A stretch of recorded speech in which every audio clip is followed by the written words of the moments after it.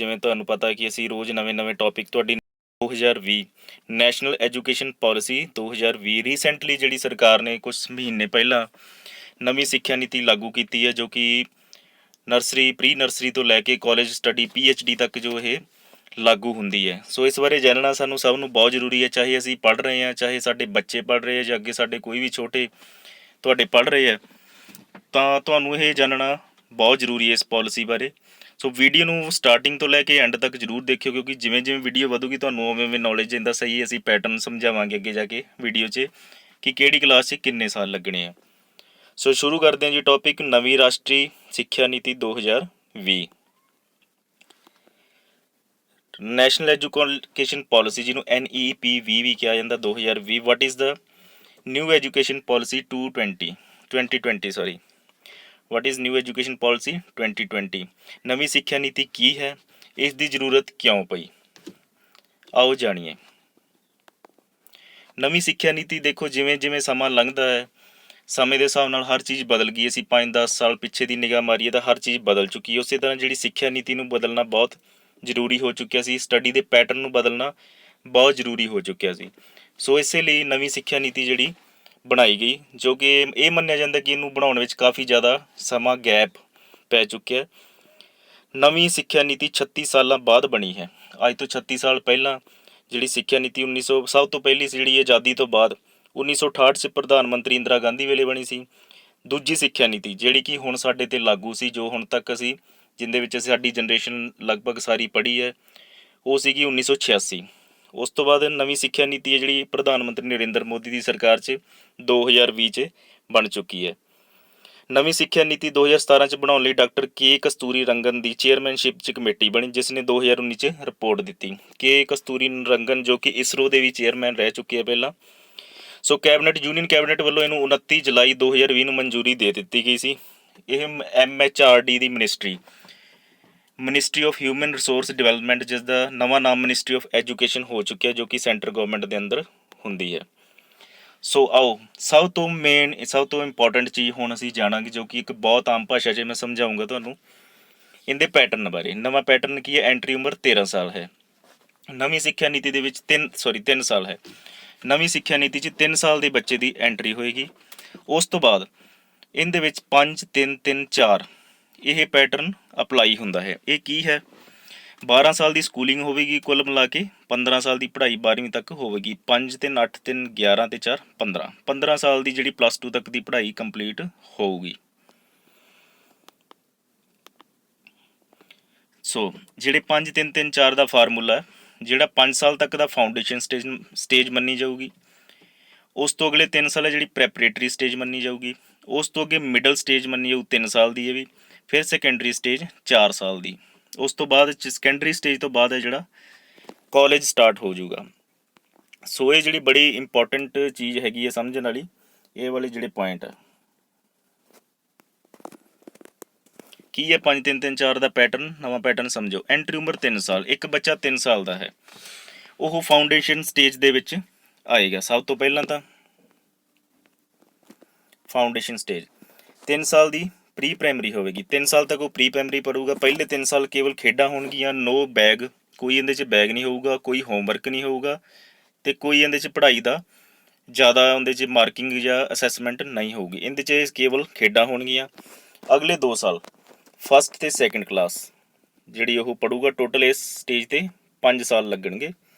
ਸੋ ਕੁੱਲ 5 ਸਾਲ ਦਾ ਸਮਾਂ ਇਹਦੇ ਵਿੱਚ ਲੱਗੂਗਾ। ਇਹ ਹੈ ਜੀ ਫਾਊਂਡੇਸ਼ਨ ਸਟੇਜ। ਉਸ ਤੋਂ ਅੱਗੇ ਆ ਜਾਂਦੀ ਪ੍ਰੈਪਰੇਟਰੀ ਸਟੇਜ, ਜਿਹੜੀ ਕਿ 3 ਸਾਲ ਦਾ ਸਮਾਂ। ਨਵਾਂ ਸਿੱਖਿਆ ਨੀਤੀ ਬਿਲਕੁਲ ਡਿਫਰੈਂਟ ਹੈ ਜੀ ਸਾਡੀ ਪ੍ਰੈਜੈਂਟ ਜੋ ਸਿੱਖਿਆ ਨੀਤੀ ਨਾਲੋਂ। ਇਹਦੇ ਵਿੱਚ 3 ਸਾਲਾਂ ਦੇ ਵਿੱਚ 3rd ਕਲਾਸ, 4th ਅਤੇ 5th, ਤੀਜੀ, ਚੌਥੀ ਅਤੇ 5ਵੀਂ ਕਲਾਸ ਇਹਦੇ ਵਿੱਚ ਪੜ੍ਹੀ ਜਾਊਗੀ। ਇਹਦੇ ਵਿੱਚ ਮਾਤ ਭਾਸ਼ਾ 'ਚ ਵੀ ਪੜ੍ਹ ਸਕਦਾ ਸਟੂਡੈਂਟ, ਚਾਹੇ ਰਾਸ਼ਟਰੀ ਭਾਸ਼ਾ ਚੁਣ ਕੇ। ਦੋਨੇ ਆਪਸ਼ਨਾਂ ਹੋਣਗੀਆਂ ਜਿਹਦੇ ਵਿੱਚ ਉਹ ਮਰਜ਼ੀ ਪੜ੍ਹ ਸਕਦਾ ਹੈ। ਉਸ ਤੋਂ ਬਾਅਦ ਤੀਸਰੀ ਸਟੇਜ ਆ ਜਾਂਦੀ ਹੈ ਜਿਹਦੇ 'ਚ ਮਿਡਲ ਸਟੇਜ। ਇਹਦਾ ਪੈਟਰਨ ਹੈ ਜੀ 3 ਸਾਲ ਦਾ। ਮਿਡਲ ਸਟੇਜ ਦਾ 3 ਸਾਲ ਪੈਟਰਨ ਹੈ। ਇਹਦੇ ਵਿੱਚ 6ਵੀਂ, 7ਵੀਂ ਅਤੇ 8ਵੀਂ ਇਹ 3 ਕਲਾਸਾਂ ਮਿਡਲ ਸਟੇਜ ਦੇ ਵਿੱਚ ਆਉਣਗੀਆਂ। ਇਹਦੇ ਵਿੱਚ 3 ਸਾਲ ਸਟੂਡੈਂਟ ਦੇ ਲੱਗਣੇ ਹੀ ਨੇ। ਇਹਦੇ ਵਿੱਚ ਕੰਪਿਊਟਰ ਸਟਾਰਟ ਹੋ ਜਾਊਗਾ।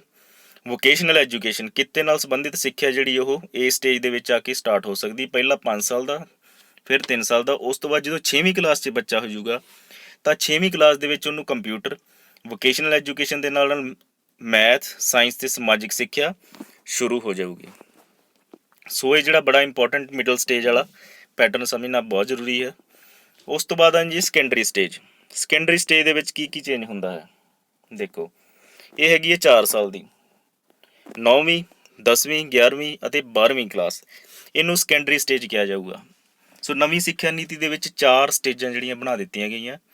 ਸੈਕੰਡਰੀ ਸਟੇਜ 4 ਸਾਲ ਦੀ ਹੈ, ਇਹਦੇ ਵਿੱਚ 9ਵੀਂ, 10ਵੀਂ, 11ਵੀਂ, 12ਵੀਂ ਕਲਾਸ ਆ ਜਾਂਦੀ ਹੈ। ਇਹਦੇ 'ਚ ਸਟਰੀਮ ਸਿਸਟਮ ਹੁਣ ਖਤਮ ਹੋ ਚੁੱਕਿਆ। ਜਿਵੇਂ ਕਿ ਅਸੀਂ ਪਹਿਲਾਂ ਦੇਖਦੇ ਸੀ ਕਿ 10ਵੀਂ ਕਰਦੇ ਸੀ, +1 ਦੇ ਵਿੱਚ ਅਸੀਂ ਡਿਸਾਈਡ ਕਰਦੇ ਸੀ ਮੈਡੀਕਲ ਲੈਣਾ, ਆਰਟਸ ਲੈਣਾ, ਨੋਨ ਮੈਡੀਕਲ ਲੈਣਾ, ਜਿਵੇਂ ਕਿਸੇ ਦੀ ਚੋਇਸ ਸੀ ਉਸ ਤਰ੍ਹਾਂ ਸਬਜੈਕਟ ਲਏ ਜਾਂਦੇ ਸੀ। ਪਰ ਹੁਣ ਉਹ ਜਿਹੜਾ ਗਰੁੱਪ ਸਿਸਟਮ ਸੀਗਾ, ਨੋਨ ਮੈਡੀਕਲ, ਮੈਡੀਕਲ, ਉਹ ਖਤਮ ਹੋ ਚੁੱਕਿਆ। ਤੁਸੀਂ ਕੋਈ ਵੀ ਸਬਜੈਕਟ ਜਿਹੜਾ ਆਰਟਸ 'ਚੋਂ ਵੀ ਲੈ ਸਕਦੇ ਹੋ, ਤੁਸੀਂ ਚਾਹੇ ਨੋਨ ਮੈਡੀਕਲ 'ਚੋਂ ਲੈ ਲਓ, ਚਾਹੇ ਇੱਕ ਮੈਡੀਕਲ 'ਚੋਂ ਲੈ ਲਓ, ਜਿਵੇਂ ਮਰਜ਼ੀ ਤੁਸੀਂ ਆਪਣਾ ਪੂਲ ਬਣਾ ਸਕਦੇ ਹੋ। ਪੂਲ ਸਿਸਟਮ ਇਹਨੂੰ ਕਿਹਾ ਜਾਊਗਾ। ਪੂਲ ਸਿਸਟਮ ਦੇ ਵਿੱਚ ਜਿਹੜਾ ਅੱਗੇ ਇਹਦੀਆਂ ਬਾਰੇ ਸਰਕਾਰ ਵੱਲੋਂ ਹਾਲੇ ਗਾਈਡਲਾਈਨਸ ਆਉਣੀਆਂ ਜ਼ਰੂਰੀ ਕਿ ਪੂਲ ਸਿਸਟਮ ਕਿਵੇਂ ਬਣੂਗਾ। ਸੋ ਇਹਦੇ ਵਿੱਚ ਇਹਦਾ ਸ਼ੋਰ ਹੈ ਕਿ ਇਹਦੇ ਵਿੱਚ ਜਿਹੜਾ ਸਟਰੀਮ ਸਿਸਟਮ ਖਤਮ ਹੋ ਚੁੱਕਿਆ। ਆਰਟਸ, ਨੋਨ ਮੈਡੀਕਲ, ਮੈਡੀਕਲ, ਉਹ ਚੀਜ਼ ਖਤਮ ਹੋ ਚੁੱਕੀ ਹੈ। ਤੁਸੀਂ ਚੋਇਸ ਦਾ ਕੋਈ ਵੀ ਸਬਜੈਕਟ, ਕਿੰਨੇ ਵੀ ਸਬਜੈਕਟ ਪੜ੍ਹ ਸਕਦੇ ਹੋ। ਮਲਟੀਪਲ ਸਬਜੈਕਟ ਸਿਸਟਮ, ਕਈ ਵਿਸ਼ੇ ਪੜ੍ਹ ਸਕਦੇ ਹੋ। ਵਿਦੇਸ਼ੀ ਭਾਸ਼ਾ ਸੈਕੰਡਰੀ ਸਟੇਜ 'ਚ ਜਿਹੜੀ ਤੁਸੀਂ ਫੋਰਨ ਲੈਂਗੁਏਜਸ ਪੜ੍ਹ ਸਕਦੇ ਹੋ, ਇਹਦੇ ਸਬਜੈਕਟਾਂ ਦੇ ਵਿੱਚ ਉਹ ਆ ਜਾਣਗੀਆਂ। ਐਨੂਅਲ ਸਿਸਟਮ ਖਤਮ ਹੋ ਚੁੱਕਿਆ ਜੀ। ਜਿਹੜੀ ਪੜ੍ਹਾਈ ਹੋਊਗੀ ਐਨੂਅਲ ਸਿਸਟਮ ਦੇ ਵਿੱਚ ਨਹੀਂ ਹੋਊਗੀ।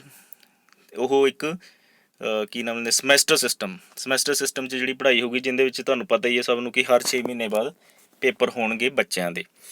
ਸੋ ਇਹਦੇ ਵਿੱਚ ਰੀ ਐਂਟਰੀ ਕਿਸੇ ਵੀ ਸਟੇਜ 'ਤੇ ਹੋ ਸਕਦੀ ਹੈ। ਇਹ ਹੈਗੀ ਗ੍ਰੈਜੂਏਸ਼ਨ। ਗ੍ਰੈਜੂਏਸ਼ਨ ਬਾਰੇ ਇੱਕ ਪੁਆਇੰਟ ਹੈ ਜੀ ਇਹ ਵਾਲੇ, ਠੀਕ ਹੈ। ਗ੍ਰੈਜੂਏਸ਼ਨ ਦੇ ਵਿੱਚ ਕੀ ਹੈ, ਪਹਿਲਾਂ ਕੀ ਹੁੰਦਾ ਸੀ, ਕੋਈ ਸਟੂਡੈਂਟ ਨੇ ਫਸਟ ਈਅਰ ਕੀਤੀ, ਸੈਕਿੰਡ ਈਅਰ ਕੀਤੀ, ਉਸ ਤੋਂ ਬਾਅਦ ਉਹ ਪੜ੍ਹਾਈ ਛੱਡ ਗਿਆ ਤਾਂ ਉਹ ਖਤਮ ਹੁੰਦੀ ਉੱਥੇ। ਉਸ ਤੋਂ ਬਾਅਦ ਉਹ BA ਉਹਦੀ ਖਤਮ ਮੰਨੀ ਜਾਂਦੀ ਸੀ, ਉਹਦੀ ਕੋਈ ਵੈਲਿਊ ਨਹੀਂ ਸੀ, ਉਹ ਗ੍ਰੈਜੂਏਟ ਨਹੀਂ ਗਿਣਿਆ ਜਾਂਦਾ ਸੀ।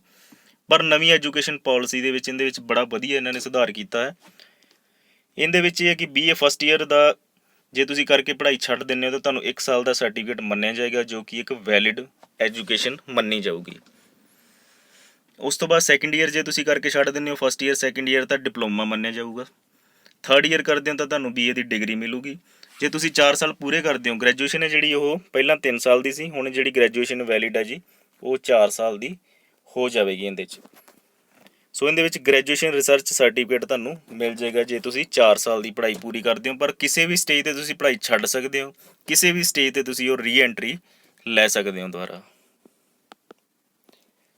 ਉਸ ਤੋਂ ਬਾਅਦ ਗੱਲ ਕਰਦੇ ਹਾਂ ਜੀ ਪੋਸਟ ਗ੍ਰੈਜੂਏਸ਼ਨ। ਪੋਸਟ ਗ੍ਰੈਜੂਏਸ਼ਨ ਦੇ ਵਿੱਚ 2 ਸਾਲ ਦਾ ਸਿਸਟਮ ਹੈ, 1 ਸਾਲ ਅਤੇ 2 ਸਾਲ। ਪਹਿਲਾਂ ਕੀ ਸੀ ਕਿ ਫਿਕਸ ਸੀ ਕਿ 2 ਸਾਲ ਦੀ ਜਿਹੜੀ ਪੋਸਟ ਗ੍ਰੈਜੂਏਸ਼ਨ ਹੁੰਦੀ ਸੀ। ਪਰ ਹੁਣ ਨਵੀਂ ਸਿੱਖਿਆ ਨੀਤੀ 2020 ਨੈਸ਼ਨਲ ਐਜੂਕੇਸ਼ਨ ਪੋਲਿਸੀ 2020 ਦੇ ਵਿੱਚ ਪੋਸਟ ਗ੍ਰੈਜੂਏਸ਼ਨ 2 ਸਾਲ 2 ਤਰ੍ਹਾਂ ਦੀ ਹੈ। ਜਿਹੜੇ ਵਿਦਿਆਰਥੀ BA 3 ਸਾਲ ਕਰਕੇ ਪੋਸਟ ਗ੍ਰੈਜੂਏਸ਼ਨ ਕਰੂਗਾ ਉਹਦੇ ਲਈ ਪੋਸਟ ਗ੍ਰੈਜੂਏਸ਼ਨ 2 ਸਾਲ ਦੀ ਹੋਊਗੀ, ਅਤੇ ਜੋ ਵਿਦਿਆਰਥੀ ਪੋਸਟ ਗ੍ਰੈਜੂਏਸ਼ਨ 4 ਸਾਲ ਦੀ ਕਰੂਗਾ ਉਹਦੇ ਲਈ 1 ਸਾਲ ਦੀ ਹੋਏਗੀ। ਸੋ ਇਹਦੇ ਵਿੱਚ ਜੋ ਜਿਵੇਂ ਕਿ ਪਹਿਲਾਂ ਚੱਲਦਾ ਸੀ ਸਾਡੇ BA, BCom, BSc, ਉਹ ਸਭ ਚੀਜ਼ ਖਤਮ ਹੋ ਚੁੱਕੀ ਹੈ। ਗ੍ਰੈਜੂਏਸ਼ਨ ਐਂਡ ਪੋਸਟ ਗ੍ਰੈਜੂਏਸ਼ਨ ਇਹ ਚੀਜ਼ਾਂ ਆਉਣਗੀਆਂ। ਸੋ ਇਹ ਪੁਆਇੰਟ ਕਲੀਅਰ ਹੈ ਜੀ। ਉਸ ਤੋਂ ਬਾਅਦ ਪਹਿਲਾਂ ਅਸੀਂ ਜਿਹੜਾ ਫਾਊਂਡੇਸ਼ਨ ਬਾਰੇ ਪੜ੍ਹਿਆ, ਪ੍ਰੈਪਰੇਟਰੀ ਸਟੇਜ, ਮਿਡਲ ਸਟੇਜ ਅਤੇ ਫਾਈਨਲ ਸਟੇਜ ਅਸੀਂ ਉਹਦੇ ਬਾਰੇ ਪੜ੍ਹਿਆ। ਉਸ ਤੋਂ ਬਾਅਦ ਅਸੀਂ ਗ੍ਰੈਜੂਏਸ਼ਨ ਬਾਰੇ ਪੜ੍ਹਿਆ। ਹੁਣ ਅਸੀਂ ਪੋਸਟ ਗ੍ਰੈਜੂਏਸ਼ਨ ਬਾਰੇ ਗੱਲ ਕਰਨ ਜਾ ਰਹੇ ਹਾਂ। ਨਵੀਂ ਸਿੱਖਿਆ ਨੀਤੀ ਦੇ ਵਿੱਚ ਪੋਸਟ ਗ੍ਰੈਜੂਏਸ਼ਨ ਬਾਰੇ ਕੀ ਪੋਲਿਸੀ ਬਣਾਈ ਗਈ ਹੈ। MPhil ਦੀ ਡਿਗਰੀ ਖਤਮ ਹੋ ਚੁੱਕੀ ਹੈ ਜੀ, ਡਿਗਰੀ ਖਤਮ ਕਰ ਦਿੱਤੀ ਗਈ ਹੈ। PhD ਹੈ ਜਿਹੜੀ ਉਹ 4 ਸਾਲਾਂ ਦੀ ਹੋਵੇਗੀ। ਮਤਲਬ ਜੇ ਤੁਸੀਂ ਪੋਸਟ ਗ੍ਰੈਜੂਏਸ਼ਨ ਕਰ ਲੈਂਦੇ ਤਾਂ ਉਸ ਤੋਂ ਬਾਅਦ ਤੁਹਾਨੂੰ MPhil ਕਰਨ ਦੀ ਲੋੜ ਨਹੀਂ, ਸਿੱਧਾ ਤੁਸੀਂ PhD ਕਰ ਸਕਦੇ ਹੋ। ਪੁਰਾਣੇ ਸਿਸਟਮ ਵਿੱਚ ਬੱਚੇ ਦੇ ਸਿਲੇਬਸ ਦੇ ਆਧਾਰ 'ਤੇ ਨੰਬਰ ਜਾਂ ਗ੍ਰੇਡਿੰਗ ਦਿੱਤੀ ਜਾਂਦੀ ਸੀ। ਅਸੀਂ ਸਾਰਾ ਸਾਲ ਪੜ੍ਹਦੇ ਸੀ, ਉਸ ਤੋਂ ਬਾਅਦ ਪੇਪਰ ਹੁੰਦੇ ਸੀ, ਉਹਨਾਂ ਦੇ ਆਧਾਰ 'ਤੇ ਸਾਡੇ ਨੰਬਰ ਲੱਗਦੇ ਸੀ ਜਾਂ ਗ੍ਰੇਡਿੰਗ ABCD ਜੋ ਵੀ ਗ੍ਰੇਡ ਲੱਗਦਾ ਸੀ। ਪਰ ਹੁਣ ਪੜ੍ਹਾਈ ਤੋਂ ਬਿਨਾਂ ਬਾਕੀ ਐਕਟੀਵਿਟੀਜ਼ ਜਿਵੇਂ ਕਿ ਸਾਡੀਆਂ ਖੇਡਾਂ, ਸਾਡਾ ਬਿਹੇਵੀਅਰ, ਹਰ ਚੀਜ਼ ਹੈ ਜਿਹੜੀ ਉਹ ਸਾਡੇ ਨੰਬਰਾਂ ਦੇ ਅੰਦਰ ਕਾਊਂਟ ਹੋਊਗੀ। ਓਵਰਆਲ ਪ੍ਰੋਗਰੈਸ ਦੇਖੀ ਜਾਊਗੀ, ਜਿਹਦੇ ਵਿੱਚ ਸਾਰੀਆਂ ਐਕਟੀਵਿਟੀਜ਼ ਸ਼ਾਮਿਲ ਰਹਿਣਗੀਆਂ। ਇਹ ਸਕੂਲ ਲੈਵਲ 'ਤੇ ਵੀ ਹੋਊਗਾ ਔਰ ਕਾਲਜ ਲੈਵਲ 'ਤੇ ਵੀ। ਇਹਦੇ ਵਿੱਚ ਬੱਚਾ ਖੁਦ ਵੀ ਆਪਣੀ ਅਸੈਸਮੈਂਟ ਕਰੂਗਾ, ਖੁਦ ਆਪਣੇ ਨੰਬਰ ਵੀ ਲਾਏਗਾ। ਸੋ ਇਹ ਸੀ ਸਾਡੀ ਸਿੱਖਿਆ ਨੀਤੀ, ਜੋ ਨਵੀਂ ਸਿੱਖਿਆ ਨੀਤੀ ਜਿਹਦੇ ਬਾਰੇ ਅਸੀਂ ਜਾਣਨਾ ਚਾਹੁੰਦੇ। ਜੇ ਤੁਹਾਨੂੰ ਕੁਛ ਵੀ ਪੁਆਇੰਟ ਸਮਝ ਨਹੀਂ ਆਉਂਦਾ ਤਾਂ ਵੀਡੀਓ ਦੁਬਾਰਾ ਦੇਖੋ। ਇਸੇ ਦਾ ਅਸੀਂ ਇੰਗਲਿਸ਼ ਅਤੇ ਹਿੰਦੀ ਵਰਜ਼ਨ ਵੀ ਜ਼ਰੂਰ ਲੈ ਕੇ ਆਵਾਂਗੇ। ਸੋ ਇਹਦੇ ਤਹਿਤ ਕਈ ਨਵੀਆਂ ਇੰਸਟੀਚਿਊਸ਼ਨ ਸੰਸਥਾਵਾਂ ਵੀ